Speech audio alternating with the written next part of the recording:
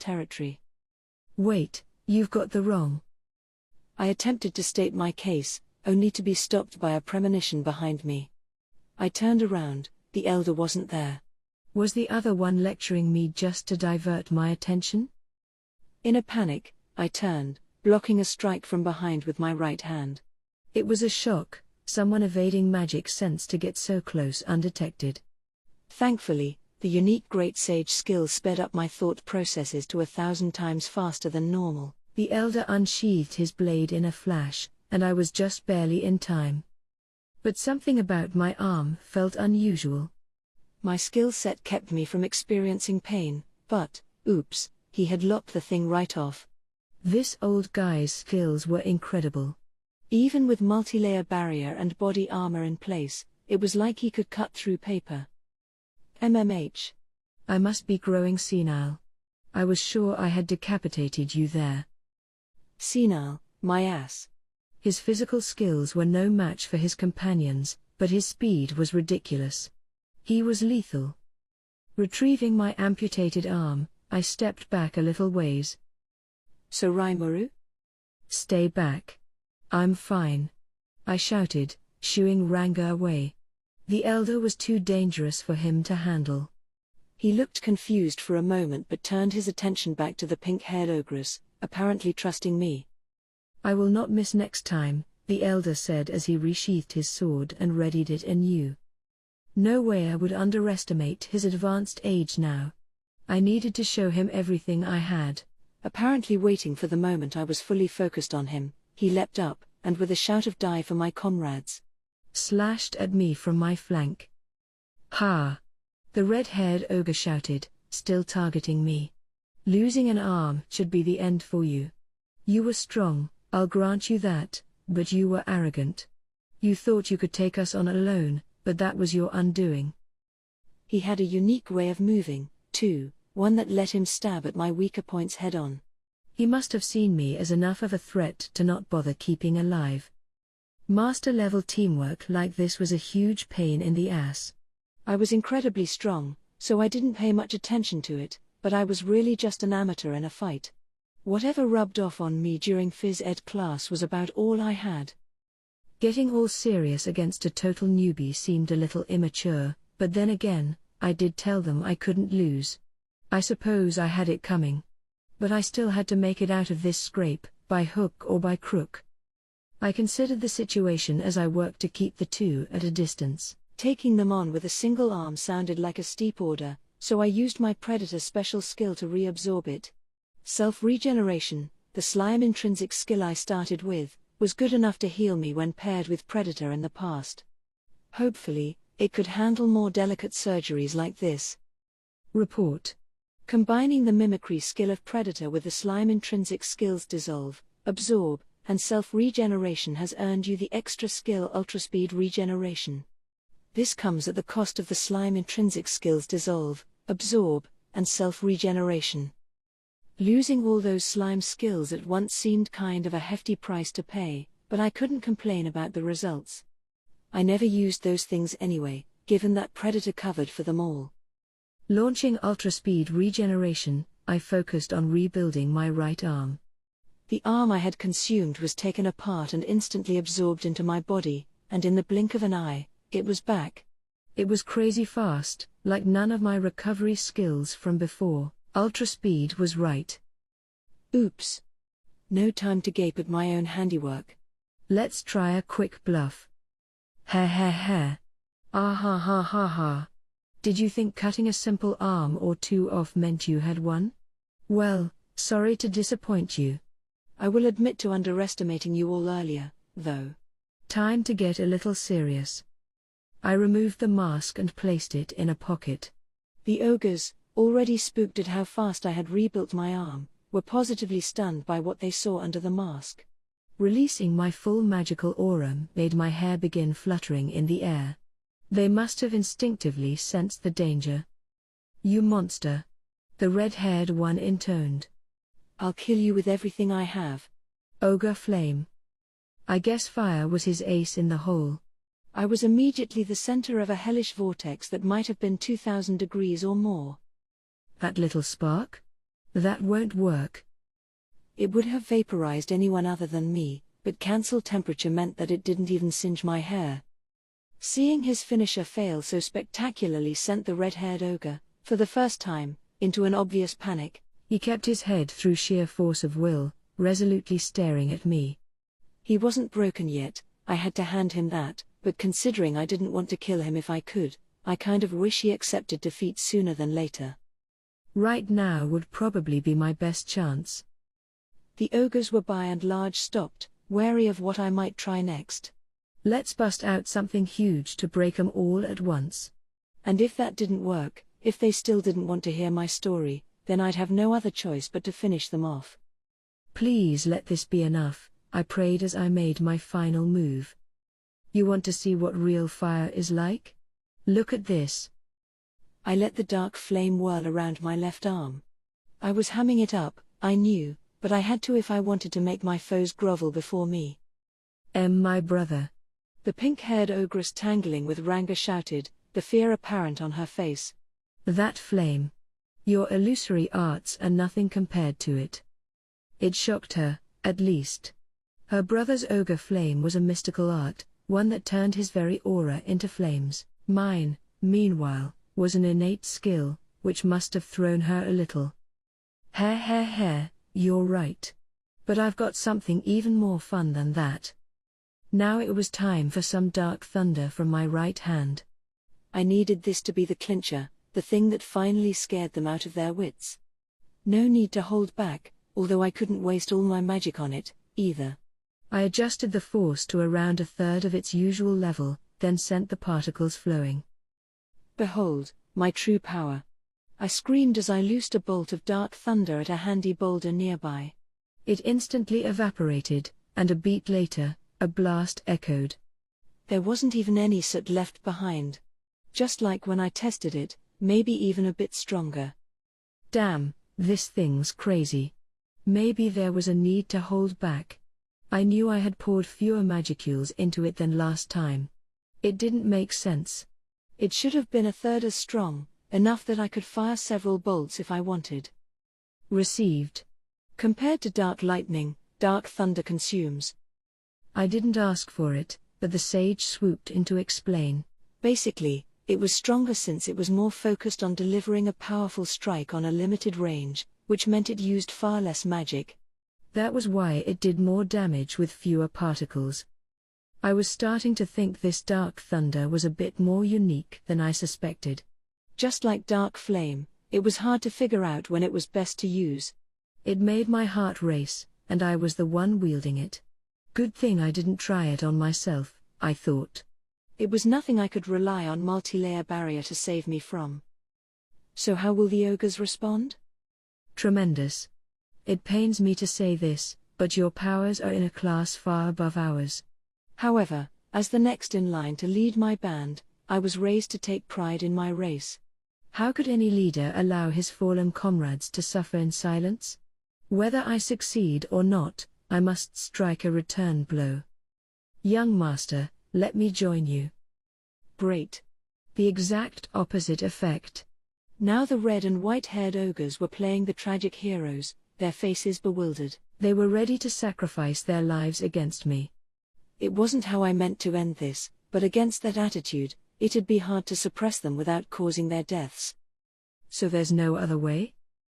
Whether they were mistaken or not, I couldn't let them run free now, it'd just lead to further trouble later.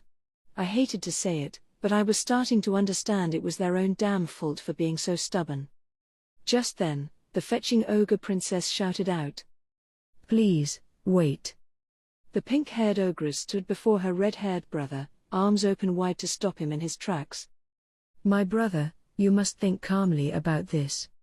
Such an all-powerful magic born using low-minded tricks to send the pigs to our homeland? It is absurd, for he himself is strong enough to lay waste to all of us single-handedly.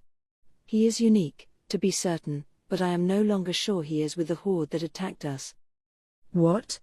The flustered redhead looked at me. But, perhaps. Guys, I keep telling you, you've got me all wrong. Are you finally ready to listen? Steam was billowing from the spot where the vaporized boulder used to be, It was more than enough to back up the ogre princess's argument. The redhead glanced at her, then me again, finally falling to a knee.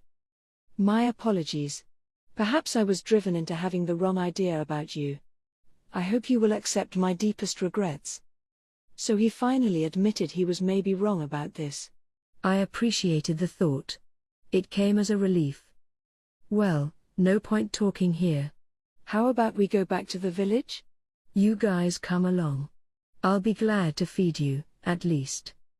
And so the conflict that started for reasons unbeknownst came to a peaceful conclusion. The hobgoblins began to awaken, perhaps because the princess released the spell on them.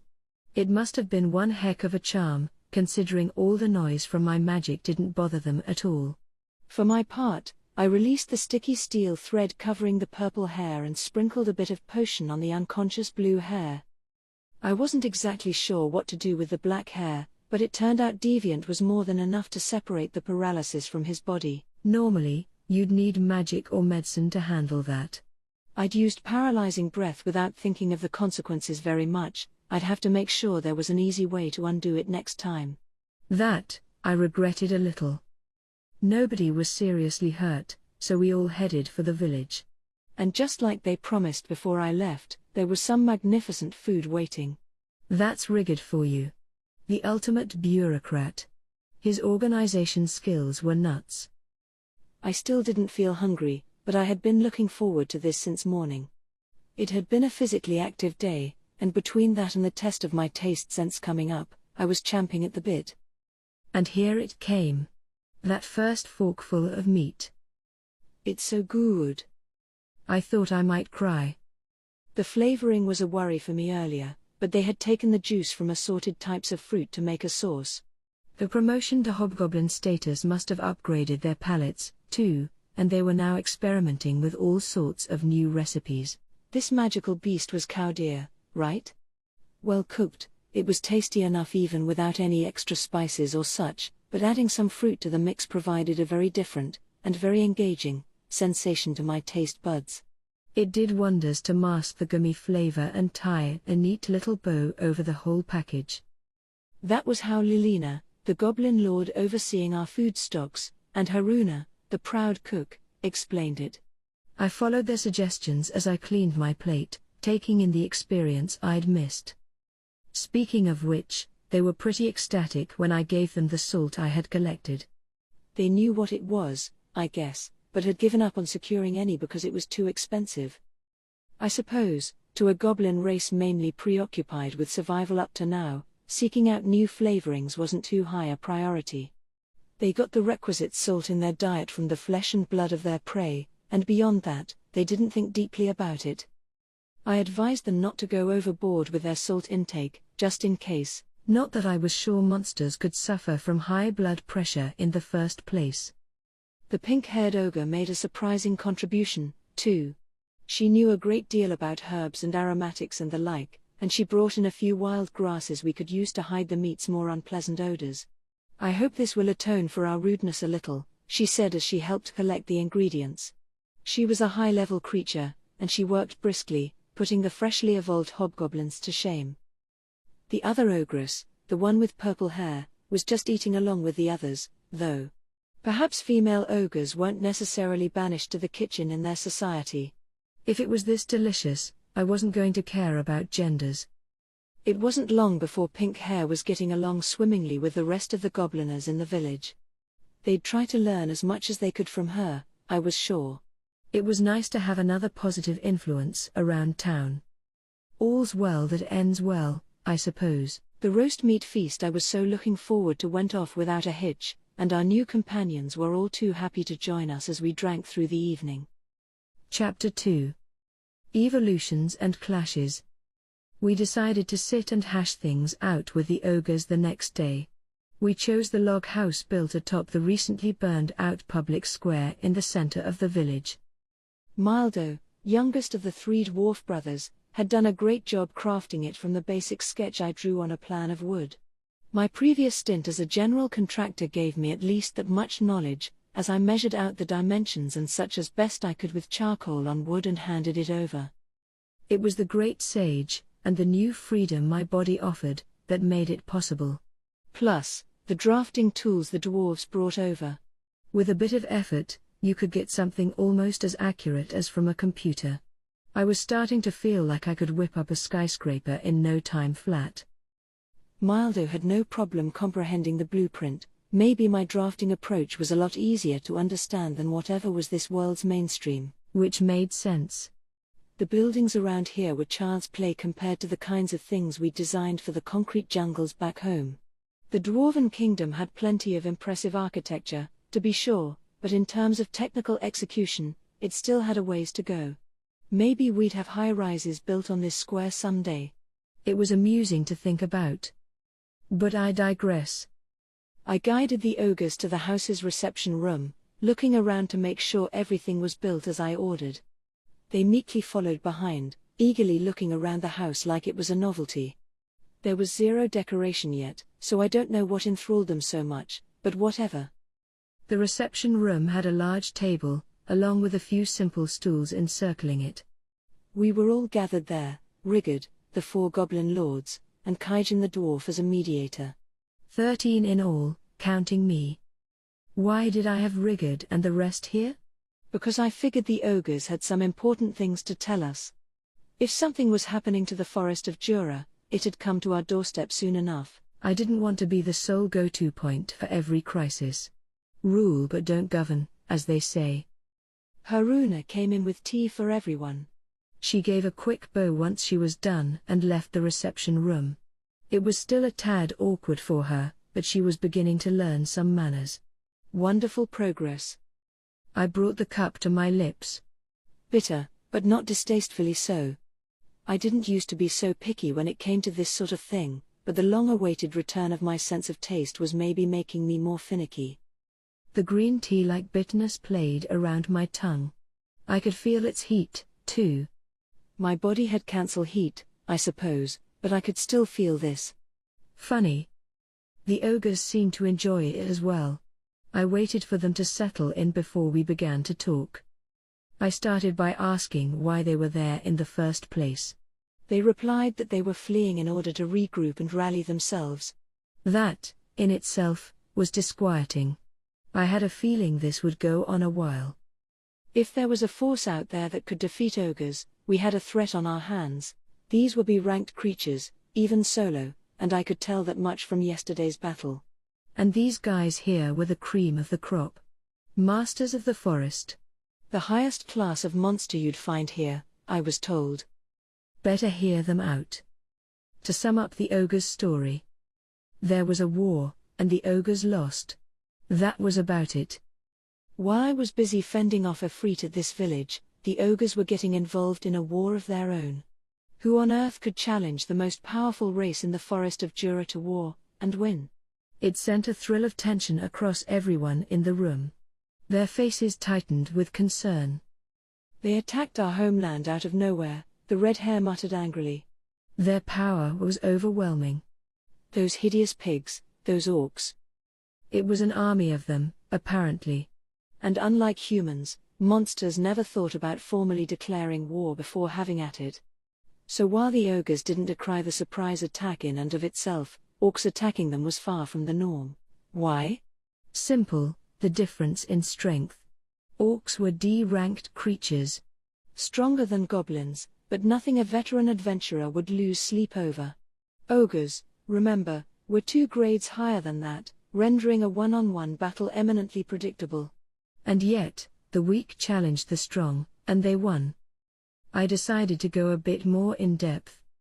The ogre's home was a fair bit larger than our own village, an informal collection of clans, which together formed a kind of battle-fought home to 300. About as powerful as a small nation's Night Corps, in other words, a force equivalent to a 3,000-strong army of fighters trained to B- monster status. These ogres lived a life you could describe as militaristic. The clans held battle training with one another on a regular basis, occasionally joining this or that side to assist other races when they fell into conflict with their neighbors.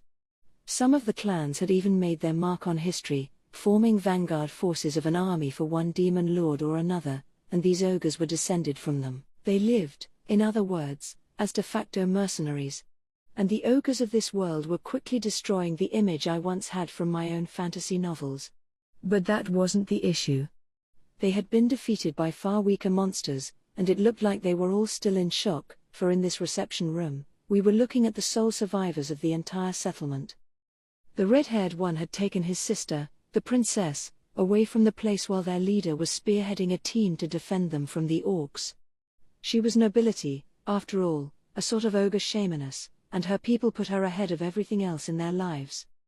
If only I were stronger, the red hair groaned.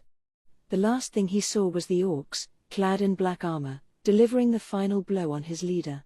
A giant orc, one that let off an eerie aura.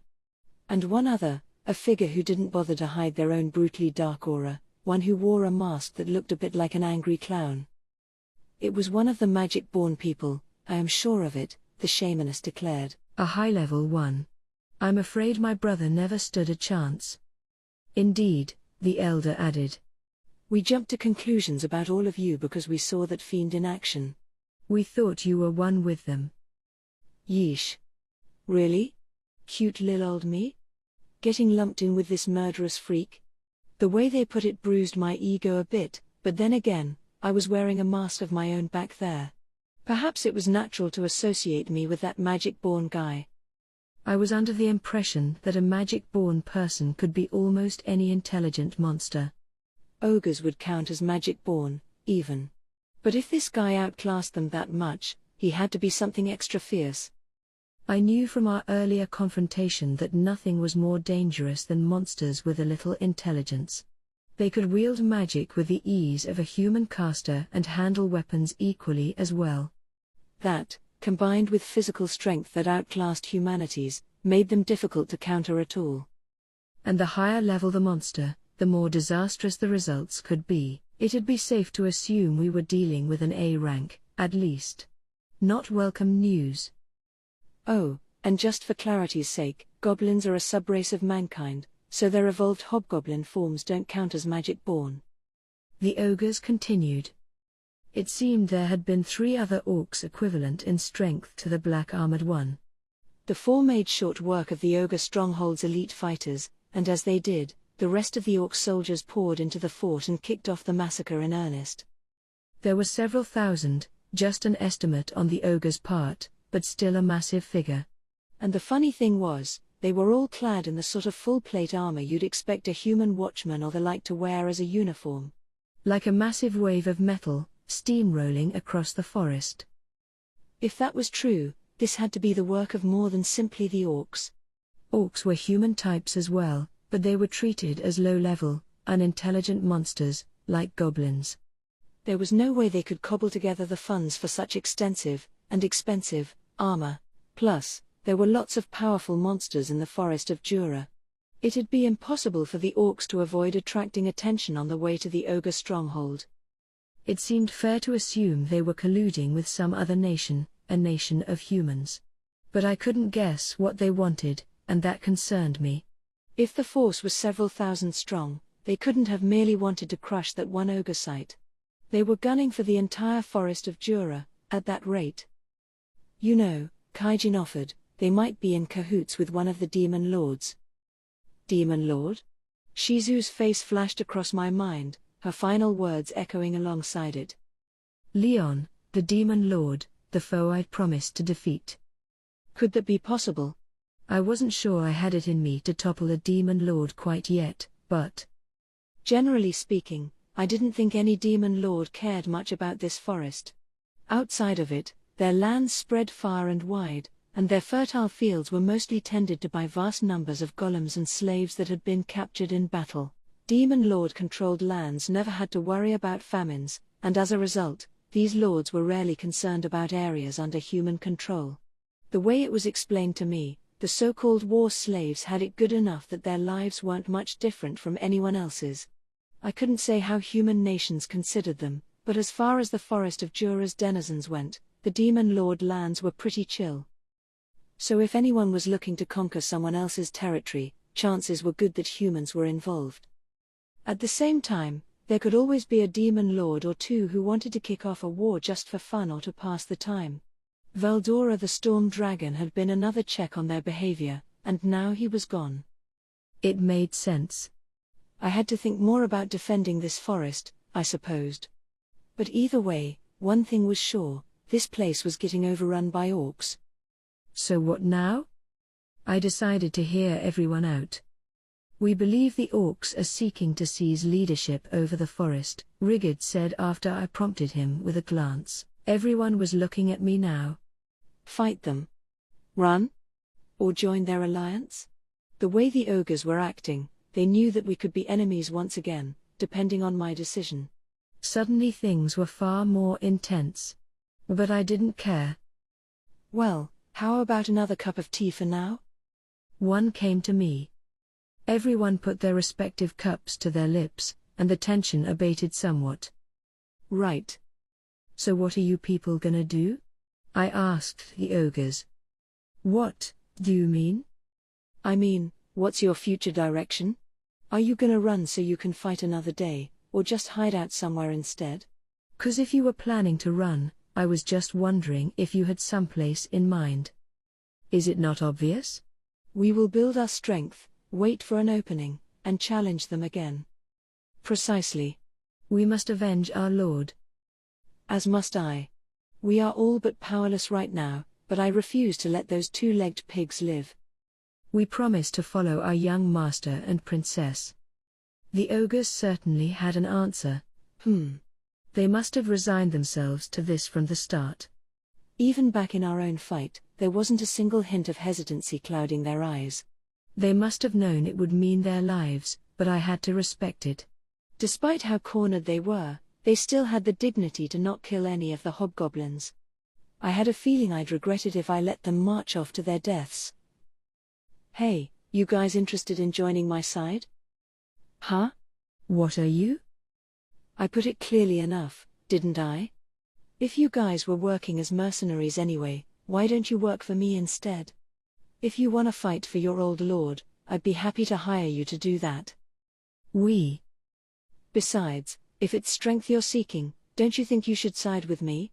I can't really pay you much outside of giving you 3 hots and a cot, but we couldn't. Doing so would involve this village in our quest for vengeance.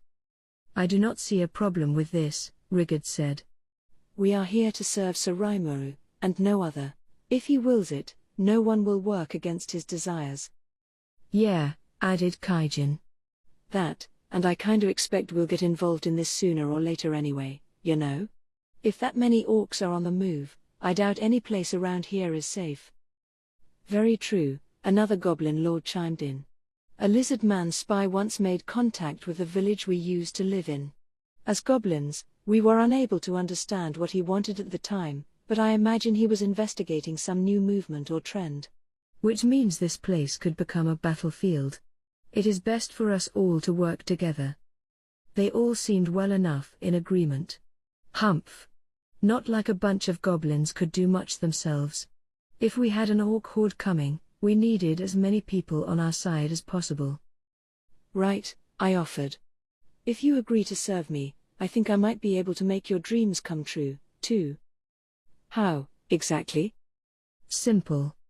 If you join me, I promise I'll fight with you if something comes up. I never abandon my companions, and if you let me hire you on, I will be glad to cooperate with you. I see. So we protect this village, and in turn, the village protects us? Not a bad proposal. In fact, it is a welcome one.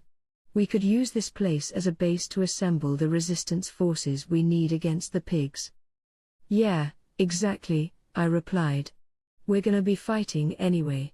You might as well come along for the ride. And could this agreement stay in place until the ringleader of the orcs is defeated? Sounds perfect to me. You'd be free to do whatever you like once the matter with the orcs is settled. You could work with me to build a nation, go out on a journey, whatever. What do you think? The red-haired ogre thought this over for a few moments while the others remained politely silent. They must have respected his decision-making skills. He closed his eyes, then opened them once more. Very well, he said. We will serve under your leadership. So that's the path he chose. Good. That's a big help for me, too. Winning over the ogres was a major coup, as far as I was concerned. I figured they wouldn't be rankled by the idea of serving me in a mercenary capacity, and I was right. And if we had several thousand orcs to deal with, we needed to beef up our numbers, fast. We had no idea what kind of strength this orc army had, so I wanted as much to work with as possible. It may have been strictly business, but they had sworn to follow me, and that meant we were friends now. And if we were friends, I'd need them to have some actual names, or else it'd just be a pain in the ass. Right. Let me give you people names, then. Huh? What are you? What do you think? I said names. It's annoying not to have them, right? And no, we are able to communicate with one another well enough already, so. Ho ho, indeed. Humans may have names, certainly, but we monsters have little need for them. What? Don't be stupid. I don't care if you don't think you need them or whatever. I'm saying I need them, 'cause otherwise it's a pain to get your attention, okay? Why yes, but. Please, wait a moment. The pink-haired ogress explained. Giving a name can be a very risky maneuver. We had best begin with those of a higher ranking first. Dangerous? Right, like I use too much magic and I fall asleep? Well, I'll be fine as long as I don't try to name an entire village at once, right? No, quit worrying, I said, ignoring the pink hair. It'll work out just great. Time to think up some names. The ogres still look dubious, but to hell with them. Let's get this show on the road. I was really on fire this time. The ogres were kind enough to each have different hair colors, which made it easy to come up with ideas. The red-haired guy became Benimaru, a name that means red circle and tends to get associated with the samurai of olden times. Something virile seemed like a nice match overall. The princess became Shuna, or scarlet plant. She had pink hair and knew a lot about herbs and stuff. Sounded about right. The white hair became Hakuro, white elder, which was pretty obvious given how he looked. Blue hair became Ci, blue shadow, thanks to that sneak attack that almost tripped me up. If he'd targeted anyone else, those could have been seriously dangerous. Purple hair became Shion, violet garden, because the way her ponytail stuck out somewhat reminded me of a flower. Finally, black hair became Kurobe, basically black but with a country flair. That seemed to match him, boorish, unrefined, but still likable. I was pretty satisfied with my choices. I came up with them almost immediately, like a divine revelation of sorts. But as I patted myself on the back, I suddenly began to feel drained. Wait a minute. By the time the thought occurred, it was too late. It was back to sleep mode for me. Why would naming 6 people exhaust my magic like that? I thought as I reverted into slime form, no longer able to control my body. What? A slime? How on? You were a slime all along? I was too weak to respond. This, apparently, alarmed the ogres a lot. They fell to the ground, seemingly just as drained as I was by the ceremony. What's going on here? I wouldn't have my answer until my magic was recharged. A night passed. This round of sleep mode, if anything, was even rougher than last time. I was conscious, but it was like everything I saw was in a dream. My memories were vague, like something soft being pressed against me, or like I was floating amid fragrant flowers or something. I had no way of knowing exactly what was happening, but I was probably overthinking matters. Shion. How long are you going to hold Soraimaru close to your chest like that? It's time to switch out. Princess Shuna, you cannot be serious. There is no switching out to be done. I will take care of Soraimaru, so please, you should rest yourself. Enough of your nonsense, Shion. I tell you that I will watch Soraimaru, and watch him I shall. Apparently, this was some kind of argument, but I'm sure I was just imagining it. Just like I was imagining them playing tug-of-war with me. Let's just go with that. So what did happen? I got to find out once I finally woke up to the sight of all 6 standing before me. The one in front was a handsome young man with a burning blaze of crimson hair. His eyes were just as bright red, and they were fixed squarely upon me, never wavering. Who's this? I thought. But another look confirmed it. It was Benimaru, the ogre referred to as young master by his cohorts. 2 horns, smoother and more beautiful than obsidian, poked out from his crimson locks. They used to be thicker than elephant tusks, but now they were honed, polished, and as thin and beautiful as a work of art. The Benimaru I knew was a hulking figure, but this guy was maybe just under 6 feet tall, and his body was taut and well-defined. The amount of energy I felt from him, however, made him seem like a completely different person from before. He wasn't quite as strong as Ifrit, for example, but that was the first comparison that came to mind. He might be past A rank now. How the hell did naming someone unlock this much force? Was my honest reaction. Next to him was a fetching young woman who was almost hidden in Benimaru's shadow. Shuna, I supposed. She was already sweet-looking, and that had evolved massively along with everything else. Like, what the hell? This was a total princess now, man. A completely different level from before. Her long hair, just a touch pink now, cascaded across her head to the ponytail below. She had 2 horns of white porcelain, lightly shaded skin, and lips the shade of a cherry blossom in spring. Her crimson eyes seemed a little glossy as she looked at me. Dude, what a babe.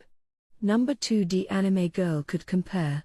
She was smaller, around 5 feet, and the aura she projected made you instinctively want to protect her. Her Koro, the wizened old ogre, seemed far younger now.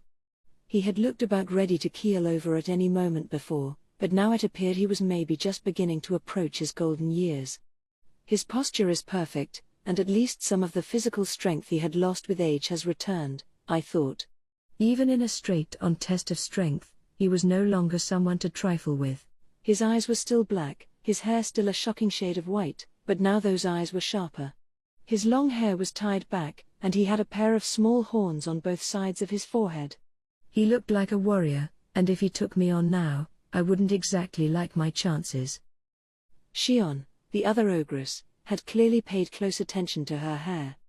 It was well washed and combed, nice and straight instead of flipping out in the back like earlier. It had a fetching sheen of purple, a nice match for her ponytail. She had a single horn, that obsidian black shade again, and it naturally parted her hair. Her purple eyes, like the others, were firm upon me. Her skin was nearly white, her lips bright red. She didn't look as wild as before, maybe a little makeup? And that, combined with being about 5.5 feet, made her look pretty damn amazing. The whole package was sleek as a supermodel, but she had one extremely unique part, a part that whatever masculinity I had left all but forced my eyes to wander toward. I suppose I was in slime form, at least, so she couldn't see where I was looking. Which was good. I bet she'd look kick-ass in a business suit. Honestly, I wish she could be my secretary. Such were the thoughts of my soul. Ci was about the same age as Benimaru, with a complexion on the darker side and lips a slightly bluish shade of black. The single white horn on his forehead contrasted well against it, and his navy blue eyes exuded a strong force of will. He had handsomeness to him, something Benimaru most certainly did not, and he was about the same height, to boot. How were all these people getting so attractive all of a sudden? And not just attractive but, like, in the completely opposite direction of what they were before. A total 180. The sheer perfection irked me a little, which I suppose is only human. Kurobe was in the prime of his life. To put it nicely, he was rugged, in a not-so-nice way, he was hairy. It made him stand out a bit among the beauty pageant contestants surrounding him. His hair and eyes were black, his skin a dark shade of brown. He had 2 white horns, noticeable without being too huge on his forehead, and in a way, the averageness of his looks made me feel a kind of kinship with him. It was a relief, in a way, his presence in the crowd. Between that and his apparent age, I had a feeling we'd get along pretty well. So that was the 6, and it wasn't just their looks that had changed. Benimaru and his friends had evolved from ogres to ogre mages, a natural progression like the one from goblins to hobgobs. It made for a showier-looking creature, but if anything, their strength received the biggest upgrade. I'd say they were all past A rank now. At first I thought it might be a mistake, but no. All of them. No wonder they robbed me of all my magic. It was starting to look like the stronger the monster I gave a name to, the more magic it required to engineer the upgrade. Evolving monsters required a commensurate amount of magicules, a valuable lesson I had to learn the hard way. If I had screwed that up, I could have dried up my magic entirely, which would have been beyond bad. I had depleted it to the point where I was basically catatonic, after all. I'd better try to take it nice and slow with this kind of thing from now on. I had done a pretty good job evolving 6 of these guys. I was proud of that. But I had my regrets. They had really better not turn traitor on me, for one. And speak of the devil, Benimaru goes, so Rimuru, we have a request. Please, we beg of you to accept our solemn oath of fealty. Great. Now I felt dumb for even thinking about betrayal. Geez, you don't have to get all formal about it. Just because you're my mercenaries doesn't mean I want you groveling at my feet. It is not that, my lord. We wish to serve you as your loyal retainers. What? I told them they were free to go once this little skirmish was wrapped up, but I guess Benimaru and his people had other plans. They must have talked this out among themselves in advance. Please, give us your benevolent aid. They now intoned in unison. I had no reason to say no. But were they really okay with nothing but some wheels and floor space in a cabin? That bothered me, but if that was what they wanted, I might as well believe in them. Thus, the village's population grew by 6 in a single day. I decided to keep to myself that I honestly feared their strength. Taking another good look, I realized exactly how much they all had changed. They had shrunk a decent amount, which made their clothing flap loosely about, but they still had the dignity to wear it well. Beauty's a damn helpful thing to have at times like these. I didn't think Kurobe could pull it off, but I guess he borrowed an outfit from Kaijin, and it worked on him. If not for the horns, I'd almost mistake him for a dwarf. Hakuro was the only one who hadn't physically changed that much. His outfit still fit him normally. Shion, on the other hand, was a bit precarious, her now much ampler chest threatening to spill out. Eep. Better do something about that. Garm should be informed of this at once, I thought as I kept sneaking secret peeks at her bosom. Ci's chest plate was still in pieces, too. I had forgotten about smashing that up, but, hey, there's an easy way to make up for it. It was time for all the ogre mages to get new clothing and equipment.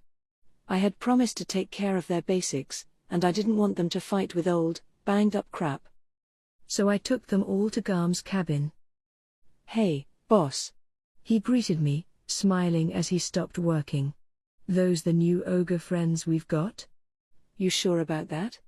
'Cause they sure don't look like ogres to me, but... He looked pretty surprised, his eyes right on Shion's chest. Yeah, well, I named them all, so they aren't exactly ogres any longer. Ogre mages, is the term for 'em now, I think. Ogre mages? That's a high-level race, isn't it?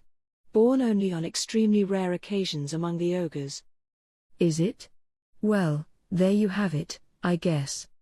You think you could make some clothing and armor for them? Oh, yeah, sure thing. Garm still seemed dubious, but refrained from commenting further as he brought the ogres inside. I was sure he'd be measuring them all shortly. Hakuro was good to go as is, and Kurobe apparently borrowed a few days' worth of outfits from Kaijin. Simple work clothes, really, but Kurobe seemed happy enough with them. And that reminded me, why did their clothing look so Japanese? Hey, I asked Hakuro, your weapons are pretty unusual, aren't they? As he put it, around 400 years ago, a group of armored warriors came to the ogres' homeland, heavily wounded and seemingly lost in the forest. The ogres were a warfaring bunch by that point, more akin to monsters than they are now, but even then, they blanched at attacking the defenseless. They were a high-level race, not very preoccupied about food, so they took care of them. The warriors, thankful for this, instructed the ogres in battle techniques and gifted their armor to them. One among them knew how to forge these katana-style weapons, and after a long trial-and-error process, they succeeded in producing large numbers. One of the warriors they trained was my own grandfather, Hakuro said proudly, and he made well sure to teach me every skill he had. Yeah, Kurobe added, and my family's among the blacksmiths that supply 'em all. So you can make those swords yourselves? I am more versed in a straight sword, said Hakuro, but I have learned how to take care of these well enough, at least. Kurobe, though, is a sort of weapons master to us. Yep. I made all of these swords. I ain't too good at fightin', but you want me to bang some metal together, I'm your ogre. Wow. I had no idea there was a weaponsmith among them. Kurobe was notably weaker than the others, so I guess strength wasn't the only thing he was good for. This group from 4 centuries ago might have been otherworlders like me, I figured, not that I had any way of knowing for sure. The important thing was that the ogres were intelligent enough to keep their tradition going. Very good, I said. In that case, Kurobe, you're going to be our village's dedicated swordsmith from now on. You're on, so Rimuru. I'll do my best for you. I introduced him to Kaijin at once, and since they had already met yesterday, our discussions went quickly. The two immediately hit it off, and by the time I left, they were already talking about new weapons they could craft, that, and some kind of weird research Kurobe wanted to tackle. I don't know if it's because of this, but it sounded like Kurobe possessed a unique skill known as researcher. It sounded a tad like my own predator skill, and it was geared for producing things, offering sub-skills like full analysis, spatial storage, and transform material. Spatial storage was basically like my stomach, and transform material allowed him to mess around with the stuff he kept in spatial storage. For example, he could store a big heap of scrap iron and transform it into solid ingots for further processing. More or less like my copy skills, then. It was funny how Researcher gave Kurobe the kind of skills that he, and only he, would find useful. He had also obtained control flame and resist temperature, and while I'd peg him as B rank in battle, those skills would make him a pretty tough fight for most people, wouldn't it? Although it seemed the man himself wanted to devote his life to forging katanas. Now, at least, I was pretty sure the hobgoblins wouldn't have to worry about where their weapons were coming from. But before they swung into mass production, I really wanted them to craft some swords for me and the other ogres. I gave Kurobe a fairly massive supply of magisteel for the job and set him at it. I'm gonna make the best swords you ever did see, he promised, striking a fist against his chest to prove the point. I was looking forward to it. Their measurements taken, Benimaru and Ci stepped back outside, dressed in fur outfits. People that handsome, they look good in anything. I am so jealous. Where's Shuna and Shion? Ah. Yes. About that. Benimaru was a little reluctant to explain. After prodding him a bit, I learned that the two were apparently unsatisfied with wearing simple fur. Given how fancy Shuna's royal vestments were, I guess I couldn't blame her. She said she'd just fix up her own outfit, finding bear fur to be too itchy for her tastes. Princess Shuna, you see, Ci said, is quite gifted with sewing and such. One of the best among us, in fact. I could believe it. She and Shion had been dressed in a fabric I could only describe as silk, assuming that existed here. It was made by weaving together string spun for cocoons by nearby creatures known as hellmoths, then infusing the thread with a large quantity of magic for extra protection. They were also wearing clothes made out of what looked like hemp fabric, not far removed from the bare rags the goblins wore, though much better cared for. We weren't talking about the same base plants, of course, but it was basically identical. The ogres grew a large amount of a cotton-like crop, something I supposed Shuna would be able to process, and the resulting fabric was sturdy enough. It'd be useful for everyday clothing, but ooh, that's silk. We definitely needed more silken battle gear. What with the defense it offered, it'd be perfect for a base layer underneath the armor Garm made for us. I decided to bring it up once I saw him following Benimaru out. I see, Garm said. Clothing from woven fabric. Yeah, I was wondering if we could make something out of silk, actually. Silk? I was shocked by how much of a surprise this was to Garm. Though maybe I shouldn't have been, given how expensive that stuff looked in the Dwarven Kingdom when I was there. Hemp and cotton clothes were all over the place, but silk was a rarity. They didn't even know how to make it, and the core materials were beyond precious. Perhaps I could help with that, I interjected. Hell moths were B-ranked monsters, capable of charming people with the powder they released from their bodies, but as larvae, they were defenseless. They simply searched for cocoons containing juvenile insects and harvested those. I decided to leave the harvesting to our troop of goblin knights, with CI leading them to whatever secret spots he knew for that. Sooner or later, I'd like to capture some larvae and try raising them in a building on site. Not that I knew much about how that worked, but if they could raise silkworms in captivity back on Earth, it had to be possible. Probably a bit of trial and error, though. Shuna and Shion soon stepped out themselves, their clothes refitted. I called for Garm and the fairly bored-looking Dold and formally introduced them to Shuna. "Oh my!" she exclaimed when I explained things to her. "I'd be able to help you, so Rimuru." So as we talked, I began to delegate duties. Shuna would produce high-quality textiles and fabrics to use for clothing. Garm would craft battle gear made from silk. Dold would dye the resulting fabric and clothing. With their combined efforts, before long we would have all the comfortable wear we needed. As we went over this, I suddenly wondered if we could use my sticky steel thread for any of it. Given my cancel temperature ability, it'd probably be able to handle most heat-based attacks, or make the clothes fireproof, at least. "Oh, thank you, Sir Rimuru." Shuna beamed.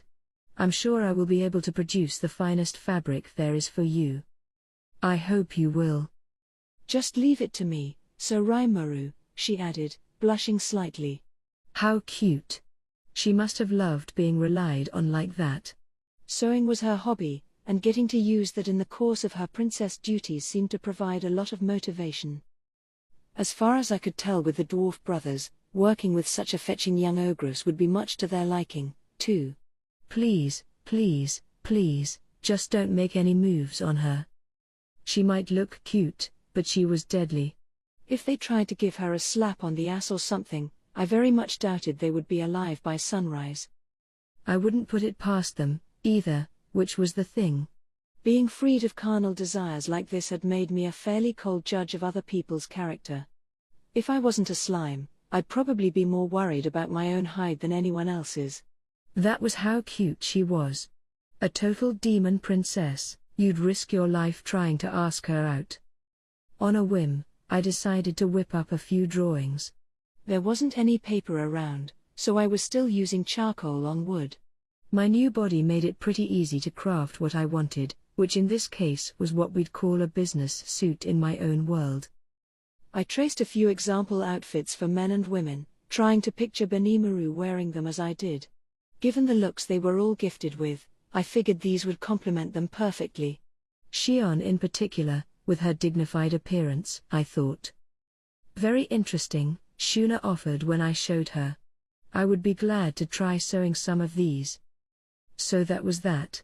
In the meantime, I decided that I'd go with something a bit more informal for myself, a light shirt and some pants, good for the summer heat.